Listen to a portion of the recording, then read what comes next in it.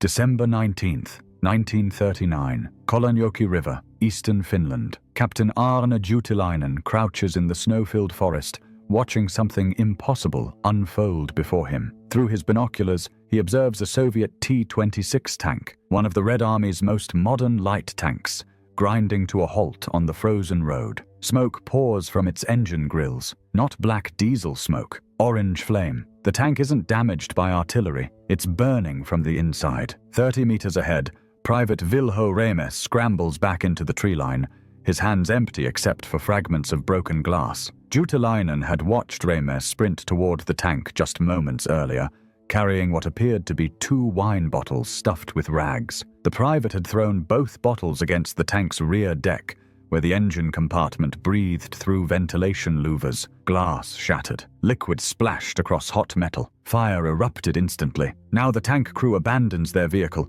3 men tumbling from hatches as flames consume the engine compartment and spread into the fighting compartment. They run into the forest. Finnish ski troops let them go. The tank is the prize, not the men. Or rather, what the tank represents.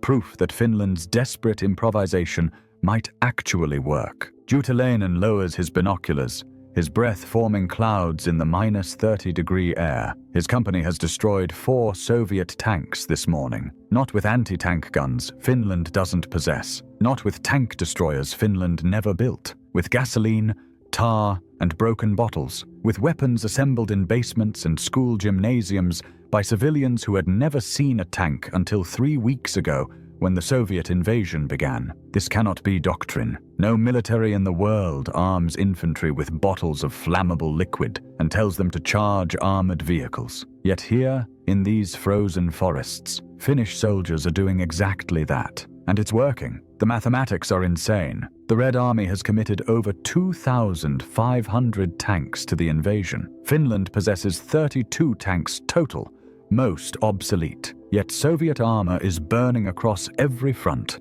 destroyed by weapons that cost less than a single artillery shell. Juutilainen knows that what he's witnessing will change infantry warfare forever. The bottle weapon, already being called Molotov's cocktail by soldiers who appreciate dark irony, has transformed infantry from victims of armored warfare into tank hunters. The weapon costs nothing, requires no training, works in conditions where conventional weapons fail, and it's terrifying Soviet tank crews who thought armor made them invincible. The Winter War began at 0800 hours on November 30th, 1939, when Soviet artillery opened fire across Finland's eastern border. Stalin had demanded territorial concessions Finland refused to grant. Now he would take them by force. The Red Army committed 450,000 men, 2,500 tanks, and 3,800 aircraft against a Finnish army of 180,000 men with almost no armor or air support. Soviet doctrine assumed the invasion would last 2 weeks. Marshal Kliment Voroshilov told Stalin that the Red Army would reach Helsinki by Christmas, parading through the Finnish capital as liberators of an oppressed working class. The tanks would lead the way, smashing through Finnish defensive lines that lacked anti-tank weapons, clearing roads for infantry and mechanized units to exploit breakthroughs. The first Soviet tank attacks demonstrated the Red Army's overwhelming material superiority. On December 2nd, 1939, at the village of Suomussalmi, 41 Soviet T-26 and T-28 tanks advanced along a single forest road, supporting the 163rd Rifle Division. Finnish defenders had no anti-tank guns. They possessed exactly 4 37mm Bofors anti-tank weapons for the entire Eastern Front. Artillery was limited to old Russian-made field guns from World War I with minimal anti-tank capability. The Soviet tanks advanced unopposed. Finnish infantry retreated into the forests, unable to stop armored vehicles with rifle fire. By December 5th, Soviet forces had penetrated 40 kilometers into Finnish territory along multiple axes. Tank-led columns pushed through defensive positions that infantry alone couldn't hold. The mathematics appeared conclusive. Armor wins, unarmored infantry dies. But the Red Army's advance revealed critical vulnerabilities. Soviet tanks operated in column on narrow forest roads where maneuver was impossible. The extreme cold, temperatures dropping to -40 Celsius, caused mechanical failures in tanks designed for temperate climates. Most critically, Soviet infantry failed to provide adequate close protection for tanks in wooded terrain, where visibility was limited to 50 meters. Finnish troops observed these vulnerabilities with desperate attention. They had no anti-tank weapons. They had no doctrine for anti-tank warfare, but they had terrain knowledge, ski mobility, and growing understanding that Soviet tanks, while powerful, were not invincible. The first improvised anti-tank weapons appeared during the second week of December. Finnish soldiers began using log bundles and satchel charges, bags of explosives thrown onto tank decks. The charges occasionally damaged tracks or killed crews, but required soldiers to approach within meters of tanks, resulting in prohibitive casualties. Something better was needed, something that could be produced in quantity, used by ordinary infantry, and employed at ranges that gave soldiers some chance of survival. The solution emerged from Finland's state alcohol monopoly. Alko, the government-controlled liquor company, operated a bottling plant in Rajamäki that in peacetime produced vodka and other spirits. In early December 1939, the Finnish military approached Alko with an unusual request. Could the facility mass-produce incendiary devices using available materials? The design was based on reports from front-line units about what worked. Spanish Civil War veterans remembered Republican forces using gasoline-filled bottles against nationalist tanks. Finnish troops had experimented with similar weapons during the first weeks of fighting. The concept was simple: a glass bottle filled with flammable liquid with an ignition source. When the bottle shattered against a tank, liquid spread across hot surfaces and ignited. Alko's chief engineer, a man named Rickhardsson, whose first name is lost to history, refined the design for mass production. The bottles would use standard 750 milliliter vodka bottles, materials Finland had in abundance. The fuel mixture would be gasoline, kerosene, and tar. The tar made the fuel sticky, helping it adhere to tank surfaces rather than running off. The kerosene lowered the ignition temperature. The gasoline provided explosive combustion. The ignition system was the innovation that made mass production possible. Early improvised versions used cloth wicks that had to be lit before throwing, dangerous and unreliable. Rickardsson's team developed a chemical ignition system. A mixture of sulfuric acid, potassium chlorate, and sugar was sealed in a small glass ampule attached to the bottle. When the bottle shattered, the ampule broke, the chemicals mixed, and spontaneous combustion ignited the fuel. No matches, no fuses, just throw and the weapon would ignite on impact. Production began on December 20th, 1939. The Alko facility could produce 40,000 bottles per week using existing bottling equipment. Workers, mostly women, as men were at the front, filled bottles with the fuel mixture, attached chemical igniters, and packed the weapons in wooden crates holding 12 bottles each. By December 23rd,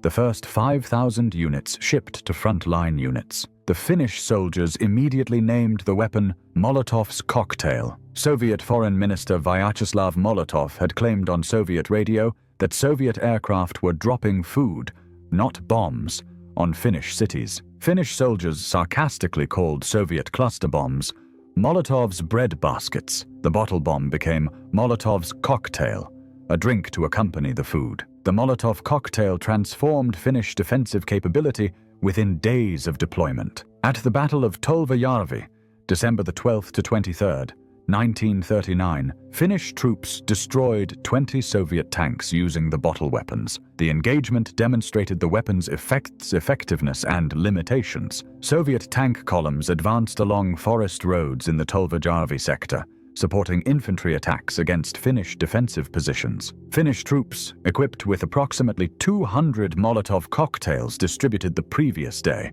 took positions in forests flanking the roads. As tanks passed, soldiers on skis approached from the sides and rear, the tanks' blind spots. The technique required extraordinary courage. Soldiers had to approach within 20 to 30 meters, close enough to ensure accurate throws, but close enough that tank machine guns could kill them easily. The procedure: ski silently to within range, throw 2 bottles in quick succession, targeting the engine deck or turret hatches, then retreat before the tank crew could react. Senior Sergeant Kalle Pääkkönen described the experience in a letter dated December 15th. The bottle breaks, and the fuel splashes across the engine grills. The chemical igniter works instantly. Orange flame spreads across the tank's rear. Within seconds, the engine compartment is burning.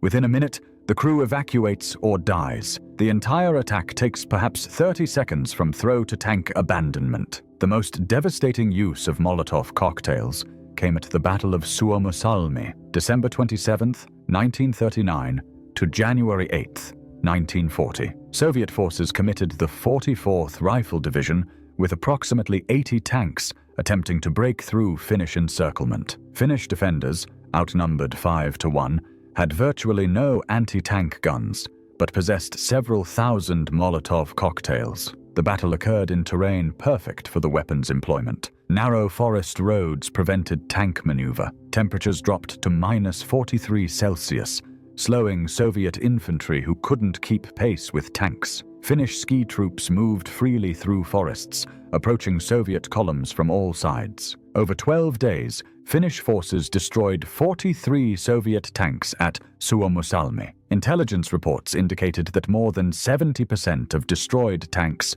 showed evidence of fire damage consistent with Molotov cocktail attacks. The remainder were destroyed by the few anti-tank guns available or abandoned due to mechanical failure in extreme cold. The psychological impact exceeded the physical destruction. Soviet tank crews, trained to fear artillery and anti-tank guns, now faced infantry with bottle weapons that could appear from any direction. Tanks buttoned up, limiting visibility. Crews refused to advance without massive infantry support. Some units reported cases of tank crews abandoning undamaged vehicles after nearby tanks were hit by Molotov attacks. Production statistics reveal the Molotov cocktail's impact on Finland's defensive capability. From December 20th, 1939 to March 13th, 1940, when the Winter War ended, ALCO facilities produced approximately 542,194 Molotov cocktails. Peak production reached 80,000 units per week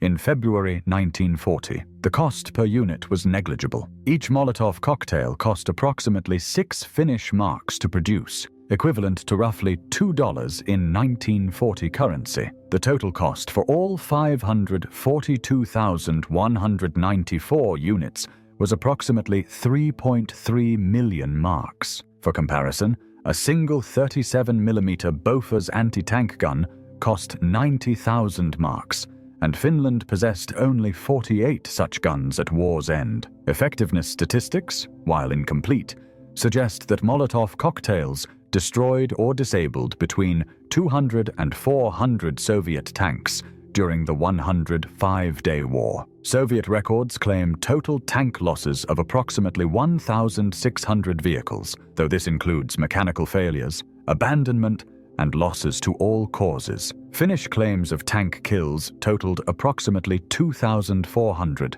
clearly exaggerated. The truth likely lies between these figures. If Molotov cocktails accounted for 200 to 400 destroyed tanks, the weapon achieved kills at a cost of roughly 1,350 cocktails per confirmed tank destruction. Even accounting for misses, failures, and unused stockpiles, the cost-effectiveness exceeded any conventional anti-tank weapon available. Soviet responses to the Molotov cocktail threat appeared in tactical directives issued in January 1940. Tank crews received orders to never advance without infantry in close support. Tanks were to button up in forested terrain regardless of visibility limitations. External stowage of fuel and supplies was forbidden to prevent fire spread. These adaptations reduced tank effectiveness, but were necessary to prevent catastrophic losses to bottle weapons. The Molotov cocktail's influence extended far beyond the Winter War. Within months,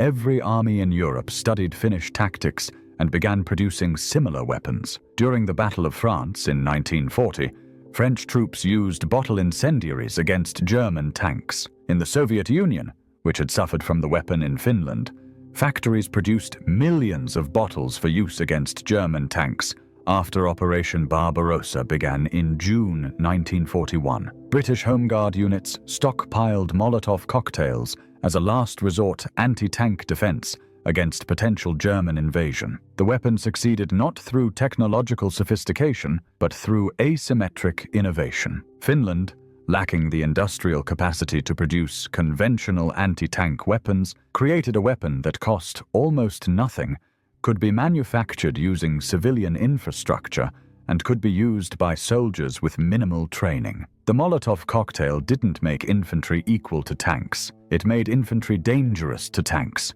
forcing tactical adaptations that reduced armor's effectiveness. The 542,194 Molotov cocktails produced during the Winter War represented more than clever improvisation. They represented a fundamental principle. Capability doesn't require equivalence. Finland couldn't build tanks to match Soviet armor, but Finland could build weapons that made Soviet tankers afraid to advance. That fear, multiplied across hundreds of engagements, contributed to the Red Army's failure to achieve objectives despite overwhelming material superiority. The Molotov cocktail remains in use today, 85 years after Finnish workers bottled the first examples. Modern variants appear in conflicts worldwide, wherever light infantry face armored vehicles without access to sophisticated anti-tank weapons. The basic design, flammable liquid in a glass container with an ignition source, hasn't changed because it doesn't need to change. The concept works. Finland's improvisation in 1939 revealed that the most devastating weapon